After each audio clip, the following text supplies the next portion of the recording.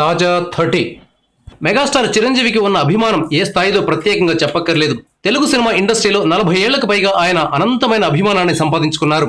10 ఏళ్ల గ్యాప్ తర్వాత వెండితెర మీదకు వచ్చినప్పటికీ చిరంజీవిపై తెలుగు ప్రేక్షకులు తరగని చెరగని అభిమానాన్ని చూపించారు. ఖైదీ నెంబర్ 150కి ఘన విజయాన్ని అందించారు. ఇప్పుడు చిరంజీవి మీలో ఎవరు కోటీశ్వరుడు ప్రోగ్రాం చేస్తున్న సంగతి తెలిసిందే. ఈ కార్యక్రమంలో అభిమానులు చిరంజీవిని పలు రకాల కోరికలు కోరుతూ వస్తున్నారు. మొట్టమొదటి కాంటెస్టెంట్ అయిన సోమిరెడ్డి చిరంజీవి చేత ఇంద్ర డైలాగ్ చెప్పించుకున్నారు. సతీష్ అనే మరో అభిమాని చిరంజీవి ఒక్కసారి తన ఆటో ఎక్కాలని కోరారు. నిజానికి చిరంజీవి ఆటో జానీ అనే సినిమాలో నటించేందుకు ప్రయత్నాలు జరిగాయి.